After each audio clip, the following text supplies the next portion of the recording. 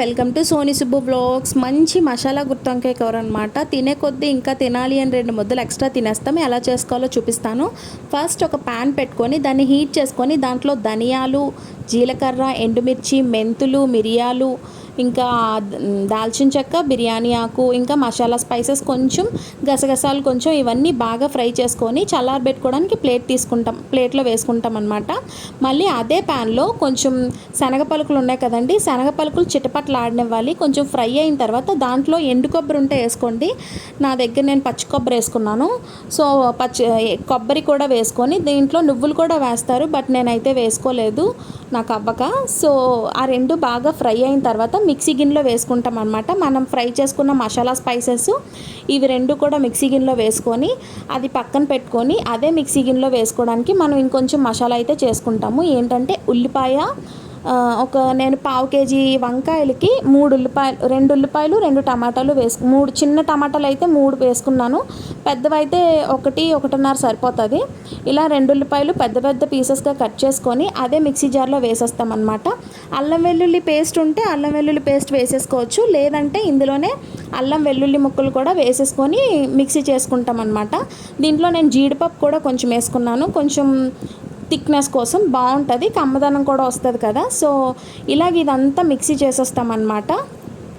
దాని తర్వాత ఒక గిన్నె తీసుకొని దాంట్లో వాటర్ పోసుకొని సాల్ట్ వేసుకుంటాము. అంటే వంకాయలు కండ్రెళ్ళకుండా ఉండడానికి సాల్ట్ వేసుకోవాలన్నమాట. ఎప్పుడైనా వంకాయలు పక్కన పెట్టేస్తే కండ్రెళ్ళిపోతాయి కదండి. వంకాయకి 4 ఘాట్లు పెట్టుకుంటాము. చూసుకోండి, వంకాయలకి పుచ్చులు ఉంటాయి కదా, సో ఆ పుచ్చులు ఉండకుండా కట్ చేసుకొని పెట్టుకోండి. నాకైతే 1/2 కేజీ వంకాయలకి అన్ని పుచ్చులు వచ్చాయి. మంచిగా ఎంచుకొని తెచ్చుకోవాలి ఎప్పుడైనా వంకాయ. ఇప్పుడు మనం స్టవ్ మీద ఒక ప్యాన్ పెట్టుకొని దాంట్లో ఆయిల్, నెయ్యి 2 కావాలంటే 2 వేసుకోవచ్చు, లేదంటే ఆయిల్ కూడా ఒకటే వేసుకోవచ్చు. ఆయిల్ బాగా హీట్ అయిన తర్వాత మనం కట్ చేసి పెట్టుకున్న వంకాయలు వేసుకుంటాం అనమాట. అవి బాగా ఫ్రై అయిపోవాలి, మెత్తగా అయిపోవాలన్నమాట. అలా ఫ్రై అయిన తర్వాత వాటిని తీసి పక్కన పెట్టుకుంటాము. మనం ఏ మసాలా అయితే మిక్సీ చేసుకున్నామో ఆ మసాలాని అదే ఆయిల్ సరిపోతుంది అనుకుంటే ఓకే, లేదంటే ఇంకొంచెం ఆయిల్ వేసుకొని మనం ఏ మసాలా పేస్ట్ అయితే చేసుకున్నామో ఆ మసాలా పేస్ట్ని ఆయిల్లో వేసుకొని బాగా ఫ్రై చేసుకుంటాం అనమాట. నాకైతే సరిపోలేదు, నేను కొంచెం ఆయిల్ వేసుకున్నాను. దాంట్లో మీకు తగినంత పచ్చికారం వేసుకొని అందులో కొంచెం సాల్ట్ వేసుకొని మనం ఏవైతే వేపుకున్నామో ఆ వంకాయల్ని కూడా అందులో వేసేస్తామన్నమాట. ఆ వంకాయలు వేసి బాగా ఆయిల్ వచ్చేంత వరకు ఉడికించుకోవాలి. దాంట్లో లాస్ట్లో కొంచెం కసూరి మేతి, కొంచెం కొత్తిమీర, ఈ 2 వేసుకొని ఇంకా బాగా ఆయిల్ వచ్చేంత వరకు ఫ్రై చేసుకోవాలన్నమాట. ఫ్రై చేసుకోవడం కాదు, ఉడికించుకోవాలన్నమాట. అప్పుడు మనకి చాలా టేస్టీగా ఉంటుంది.